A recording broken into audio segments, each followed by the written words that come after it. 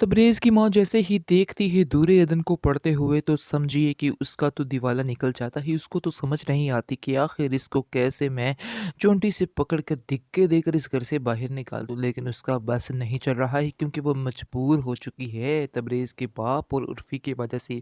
क्योंकि उर्फ़ी उसकी हर चीज़ में ढाल बनकर खड़ा हो जाता है और किसी को बात तक नहीं करने देता है, जिसकी वजह से दूरे अदन बच जाती है। लेकिन आप देखेंगे कि जूही के दिमाग में एक प्लान आएगा और प्लान ये होगा कि वो शफ़क़ को कहेगी कि मुझे तो ऐसा लग रहा है जैसे दूरे अदन और उर्फ़ी के दरमियान कोई चक्कर चल रहा है, जिसकी वजह से शफ़क़ भड़क उठेगी और शफ़क़ उर्फ़ी के साथ अदन का बोलना बिल्कुल बंद कर देगी। इसके बाद आप देखेंगे कि जैसे ही उसको पता चलेगा यानी कि ये चाल चलेगी तो उसके बाद पहले तो उर्फ़ी काफ़ी ज़्यादा हैरान होगा कि आखिर इसकी इतनी घटिया सोच कैसे हो सकती है।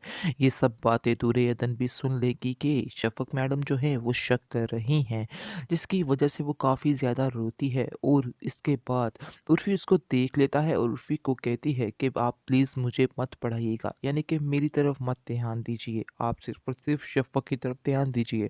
शफ़क़ को आपकी ज़रूरत है, वो शायद समझ रही है कि मैं आपको उससे छीन लूँगी, लेकिन वो मेरे और आपके रिश्ते के बारे में नहीं जानती है कि हमारा कितना अज़ीम रिश्ता है। इसके बाद आप देखेंगे काफ़ी ज़्यादा उर्फ़ी तसल्ली देता है और कहता है कि आप क्या समझ रही हैं कि मैं आपको छोड़ दूँगा इस हाल में, मैंने आपकी ज़िम्मेदारी ली है, लेकिन मैं इस ज़िम्मेदारी को पूरा निभाऊँगा। मुझे किसी की कोई भी परवाह नहीं है, चाहे कोई मेरे साथ ख़फ़ा होता है तो होता रहे।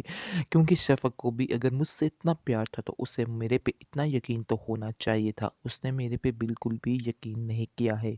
इसलिए मुझे उस पर बहुत ज़्यादा अफ़सोस है और आप भी परेशान मत होइए। अपनी स्टडी पर ध्यान दीजिए। आप पढ़ेंगी तो कुछ कर सकेंगी, वरना सब बेकार है।